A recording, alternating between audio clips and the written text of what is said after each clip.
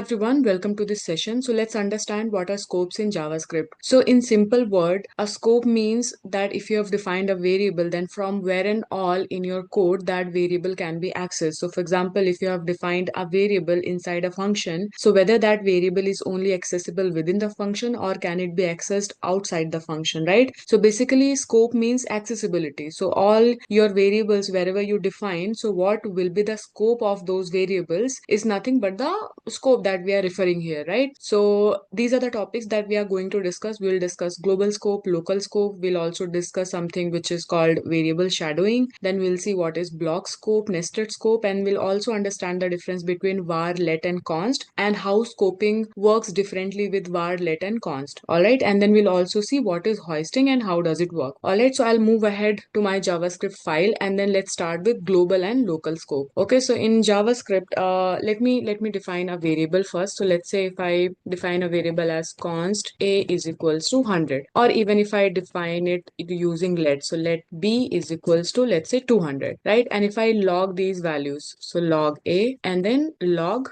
b. All right, so this is very straightforward, right? That I define two variables and then I have accessed them over here, right? But let's say if I create a function, so let's say function 1, and then inside this function if I try to access a or b, so if I do something like this, log a plus b, and then if I call this function, let's see what happens. Okay, so function 1, and if I save this, you see the result, right? That means if I'm able to do a summation of a and b inside this function, that means a and b is accessible to me inside this function. So if I log the values of a and b here, let me just copy this and I'll paste it here. All right, and if we save this, you see we are able to access the values. If I remove this and I'll save this, so we are getting the value of a, value of b, and then the summation of a and b. So that means these variables, right, anything that you have defined outside of any function or any block of code, okay, on top of your file, so those are called global variables. So these are global variables. That means these will be accessible from anywhere in the code. So even if I write a block of code, right, so let's say, so this was a function, right, but let's say if I write a block of code, so if true, I'm just going to write a simple block, so this block will always get executed. And here if I try to log the value of a, and here I'll give a message from block, and here if I try to print a and save this, so you see this variable is accessible in the block as well. And similarly if I try to print b, that will be accessible as well. So what does it mean? It means that if your variables are defined globally, right, that means they have a global scope and they can be accessed from anywhere in the code. All right, now let's see what happens if we define variables inside functions. Okay, so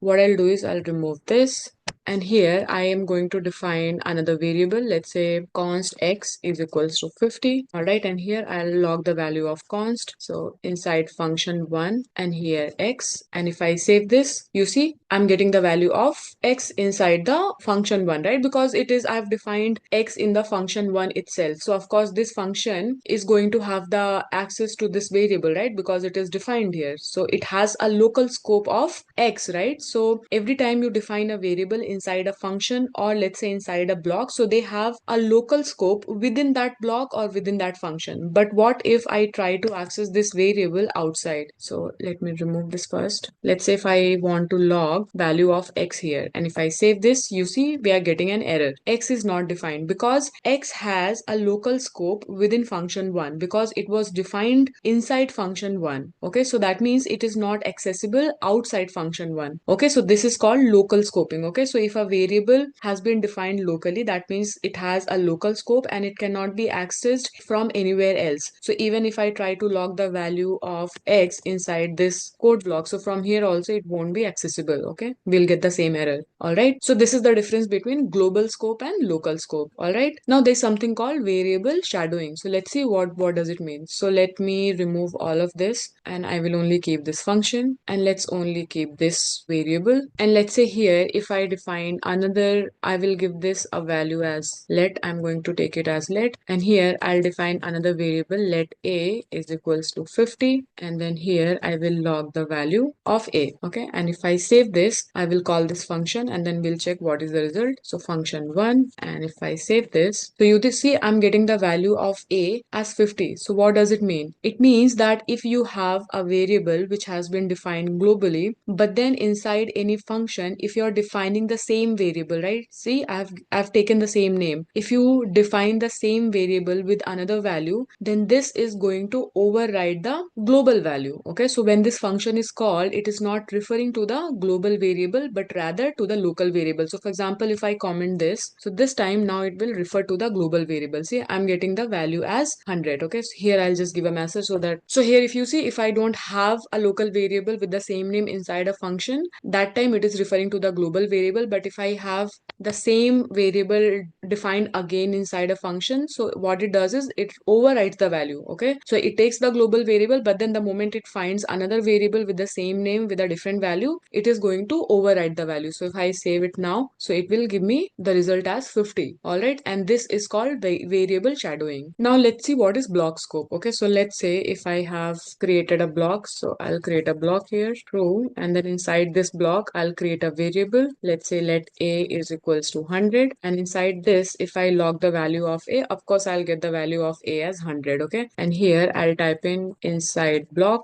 Okay, so we are getting the value as 100, but what if I try to access the same variable from outside? So I'll try to log the value, and I'll try to log the value of a here. So you see I'm getting the error. So any variable which has been defined inside a block, inside a if block, or any other, it could be any other kind of like code block as well, so the scope of that variable will still be local. It cannot be accessed outside. So you can say anything that is defined inside a function, that is also only function scope. That means it has a local scope within that particular function. Similarly, when you're defining a variable inside a block of code, the scope of that variable will be local, and it is going to be accessible only within that block of code and not outside. Now let's see what is nested scope. So here I'll first create two functions. So function 1, okay, and here I'll take a variable, let a is equals to 100, and after this I'm going to create another function inside this function. So function and then function 2, and here I'll declare another variable, let b is equals to 200. So what I'll do here, I'll log the value, and I'm going to use the value of a inside function 2. So here I'll do a plus b. Okay, and then the function 2 ends here to call function. So here inside function 1 I need to call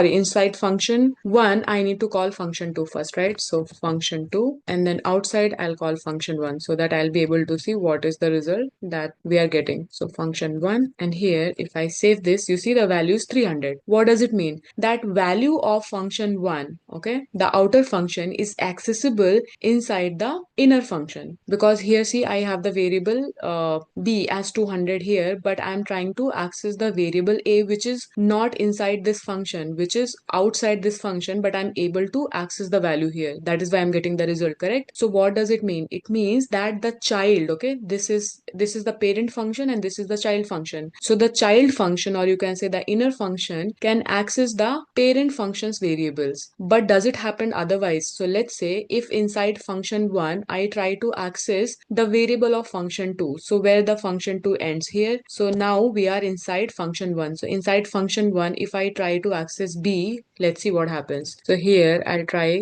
to log the value of b, and if I save this, you see I'm getting an error. Okay, so child can access the parent variable, but the parent variable cannot access the child variable. Okay, and it works exactly the same in case of block. So if I remove this, and let's just write a block of code. So if true, and here I'll take let a is equals to 100, and then here I'll create another block. So here I'll say if a is equals to 100, okay, let b is equals to 200, and here I'll log, and I'll do a plus b. Okay, and I'll save this. You see I'm getting the value as 300. Okay, so in the inner block of code I'm able to access the variable of the outer block, but what happens if I try to access the variable of the inner block outside, right? That means inside the parent block. So here will come out of the inner block, and here I'll try to access the variable of the inner block, which is b. If I save this, you see I'm getting the error. Okay, so the same thing works here as well, right? The child can access the parent variable, but the parent cannot access the child's variable. All right, now let's discuss about var, let, and const. So all these three can be used to declare a variable,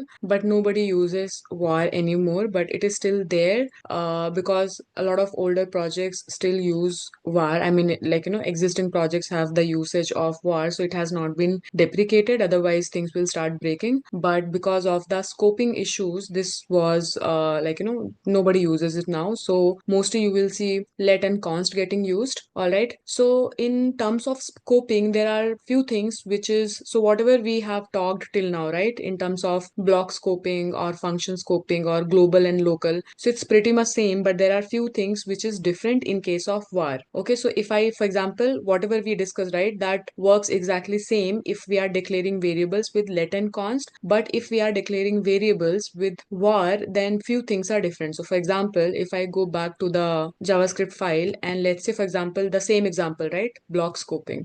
So here I'll type block scoping with var. So whatever we have discussed, that works exactly like, fine with let and const, but it's different with var for block scoping. Okay, and here I'll remove the inner block first.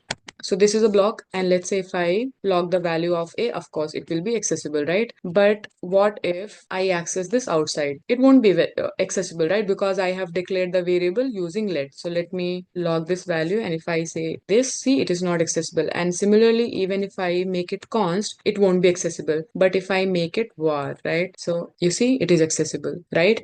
So with var, these sort of things are like, different. So basically everything else is almost same, but for example, this particular thing, var is not block scoped. Okay, it can be accessed outside the block as well. That means if you have defined a variable inside a block using var, that means it is becoming global, right? Because it can be accessed outside the block. So these are the drawbacks of var, right? And that is why it shouldn't be used, because if there is something that you want to keep like, local scoped, but then it won't work exactly that way, because it is also accessible outside. So for example, in console, if you print something like window, right? So if I just type in window and hit enter, so window is the topmost object of DOM. Okay, so anything that, even though if I have defined var inside this if block, right? But if I show you the window object here, so see this variable, even though it is local, but just because I have declared this with var, this got added to the topmost object of DOM. That means it is accessible from anywhere in the code, right? Anybody can use it in any other part of the code, which is not a good thing. Okay, because we want to keep it private. That is the reason that we declared it inside this block of code, because we wanted to keep it local within this block, right? And similarly, even outside, right, if you declare any variable with var, it gets added to the topmost object, which is window object. So for example, let me show you something. So if I do something like let x is equals to 100, and if I do var y is equals to 200, and let's just save this. Okay, and if I'll print the window object again, so let's just try to find this one. Okay, x and y. So here this is a, this all we already saw, right? So let's just go to x and y. So here you see, because y we have declared with var, right? So that is why it got added to the topmost object, window object. But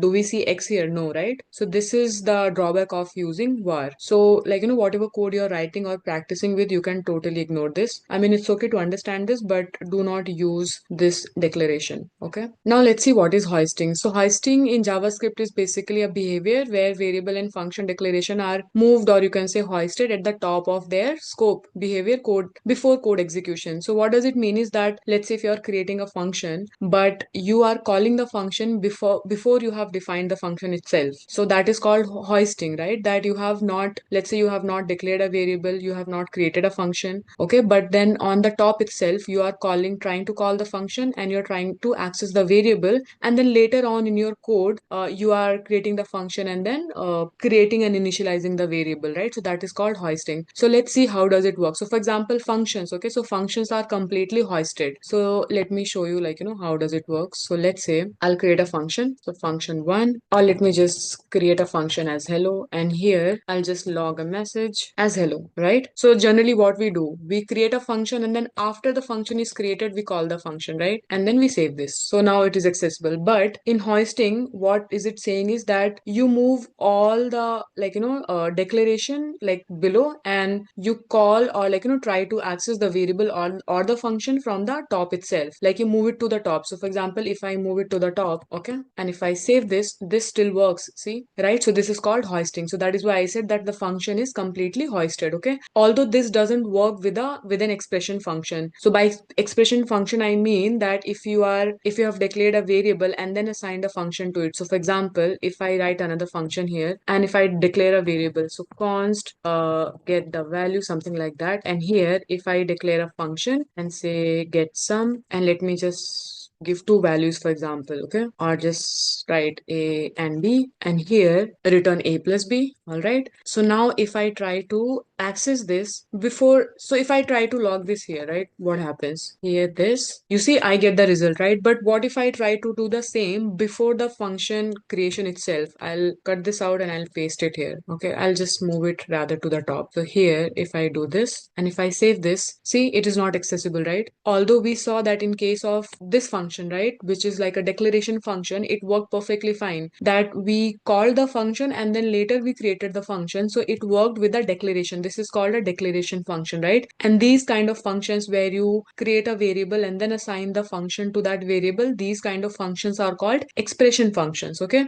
so the hoisting works with a declaration function, but it does not work with an expression function. All right, now let's see how does it work, the hoisting, right? How does it work with the variables? So let's say if I declare a variable, let a is equals to 100, and before I declare this, right, I'll try to log it here. So log, and if I try to do this, right, you see it says cannot access a, and what's the message? Cannot access a before initialization, right? So it is giving you a proper message that you're trying to access a before it is initialized. Okay, and if I do the same, like let's say if I do it with const, I get the same message. But what happens in case of var, right? In case of var, if I do this and save this, see, so basically it allows to do this, it allows the hoisting, although the value, there'll be no value, right? So it allows to declare but not initialize. Okay, so at this point of time when we were using const and let, it did not allow to declare